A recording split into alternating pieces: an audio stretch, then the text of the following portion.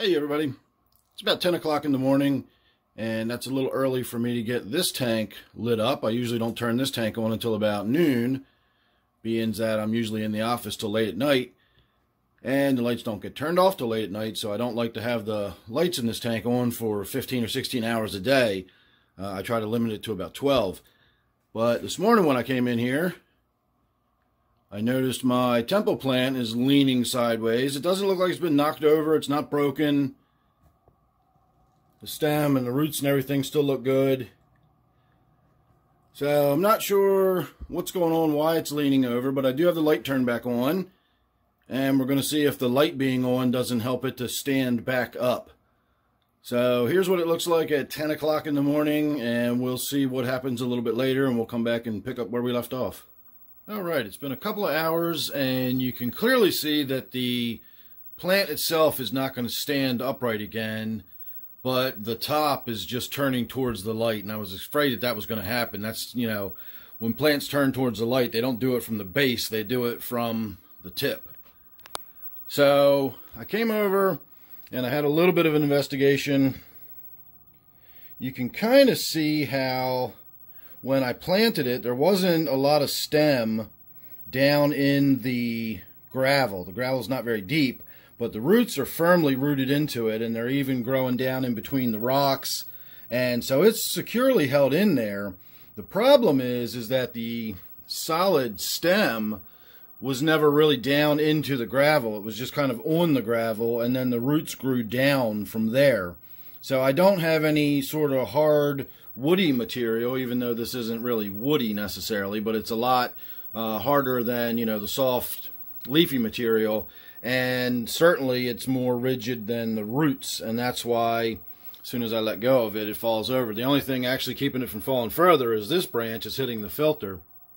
So I've got a quick, simple solution, and I'm going to go ahead and do that for just a moment, and we'll come back and have a look at what it looks like standing upright again, and hopefully the tip of that will curl up and look normal again. But give me half a second, I'm just going to put you on pause. Alright, so that's going to hold it securely upright, and as I said, hopefully now the tip will start growing up and straight up in the air again.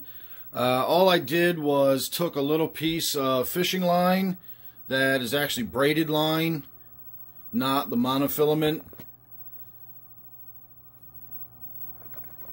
and you can see it, but it's not exactly noticeable, and then I just stuck it to the end of the tank with a little bit of tape there. So at a glance, you don't really even notice that there is a little piece of fishing line there holding the plant upright. Now, I went out recently and I bought new lights for this tank, or a new light, I should say. I've got it sitting around here somewhere. I've not switched it over yet, but I'm going to be doing that later this afternoon. In fact, I guess we could probably do that now, and I could just make that the final part of this video. But this is what I've got for this tank. It is a 5000K LED floodlight, much the same as what I've already got on here. This is a 5000K LED floodlight. But this is the Walmart brand made by TCP, and it's acceptable. It's not a terrible light, but it's also not a very natural light either. I've been talking about the color rendering index in my lighting here over the last few days, and this one, like my others, has a low color rendering index of about 80, whereas this Cree LED has a CRI of 90 plus. And so it's going to give a very, very natural looking light, but it's going to be the same color temperature, and on camera it's probably, honestly, not even going to look that different on video here, but I'm sure it will look very different to my naked eye. So give me a couple more minutes and we will get back to looking at the tank with the new light on it, so consider this your before.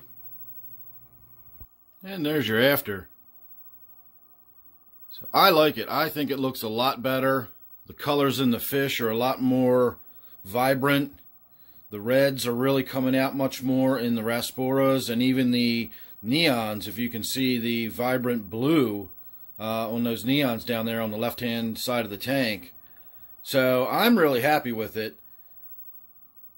And I think the plant is going to be happy with it too, because as I've said before, when you've got a higher color rendering, that generally means you've got a higher quality light spectrum as well, And plants really appreciate a nice full spectrum lighting that you just can't get with fluorescence. And so these LEDs actually provide a much higher quality light for the plants than the lower quality LEDs, and certainly more so than the fluorescence that you might have over a fish tank.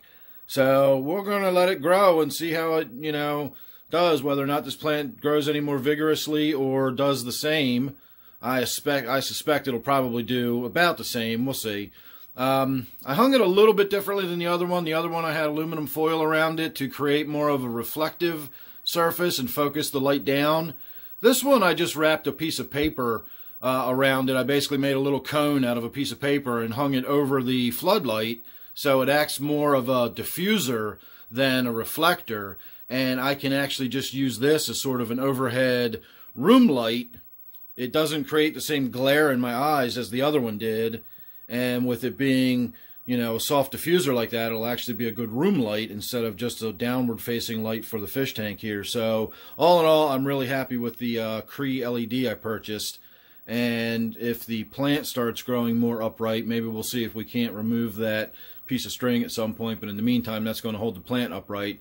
I'm considering actually trimming this plant back and seeing how bushy I can make it. But the bushier I make it, the less light comes down into the tank, because we know it's basically casting a shadow. And the reason the tank looks so brightly lit now is because it's all looped over and laying sideways. Once that stands back up and is, straight up in the air again, it's going to spread its leaves out, and those leaves will then cast a shadow over this tank. So in the meantime, I'm going to enjoy the tank being open like this, and we'll see probably by this evening that light will be straightened back up. So make sure you subscribe, that way you won't miss anything else I got coming up. You'll get to follow the adventures of this plant and see if it ever stands back up, or see if I ever cut it back, or whatever's going to happen to it. If you're subscribed, you won't miss that or anything else. So don't forget, this one here is my 20-gallon office tank. Thanks for watching. Hope to see you soon on the next one.